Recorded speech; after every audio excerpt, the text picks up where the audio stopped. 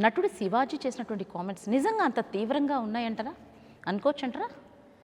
అంటే ఒక విధంగా చెప్పాలంటే మన భారతీయ స్త్రీ మూర్తి చాలా గొప్పది. అమ్మ మాతృభావంతో మన భారతదేశాన్నే మనం మాతృభూమి అని మనం పిలుస్తూ ఉంటాం.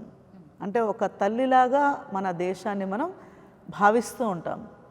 కాబట్టి ఈ విషయంలో వారు చేసినటువంటి వ్యాఖ్యలు ఏవైతే ఉన్నాయో, ఒక రెండు అసందర్భమైనటువంటి మాటలు మాట్లాడినప్పటికీ కూడా సమంజసనీయమని నా అభిప్రాయము.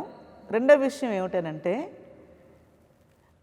కొన్ని ప్రభుత్వాలు సభా వేదికల పైన నాయకులు ఎవరైతే ఉన్నారో ఒక మాట మాట్లాడడం వల్ల దిగిపోయినటువంటి ప్రభుత్వాలు కూడా ఉన్నాయి. ఎందుకంటే మనం ఒక పబ్లిక్లోకి వెళ్తున్నటువంటి సందర్భంలో మనం చాలా అప్రమత్తంగా చాలా జాగ్రత్తగా మాట్లాడవలసినటువంటి అవసరం ఎంతైనా ఉంది.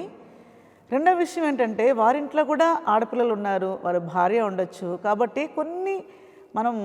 కొన్ని సందర్భాల్లో మనకి ఒక బాధ్యత అటువంటిది మనకి ఉన్నప్పుడు భగవద్గీతలో చెప్తుందనమాట, యద్యదా చరతి శ్రేష్ఠ తత్తదేవో ఇతరో జన సయత్ ప్రమాణం కురితే లోకస్థదనువర్తతే అని. ఎందుకంటే ఒక ఇంటికి ఒక పెద్ద ఎవరయ్యానంటే ఇంటి యజమాని. అలాగే ఇంట్లో పుట్టినటువంటి పిల్లలకి పెద్దవాడు యజమాని.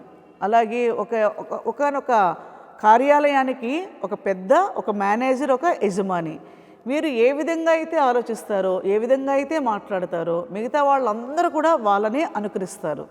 మన ఇంట్లో మనం ఏ విధంగా ఉన్నా పర్వాలేదు, కానీ సమాజంలో తిరుగుతూ ఉన్నప్పుడు చాలా జాగ్రత్తగా ఉండవలసినటువంటి బాధ్యత ఉన్నది అనే విషయం మన భారతీయ సంస్కృతిలో మన యొక్క రామాయణ మహాభారత గ్రంథాలన్నీ కూడా తెలియజేస్తున్నాయి.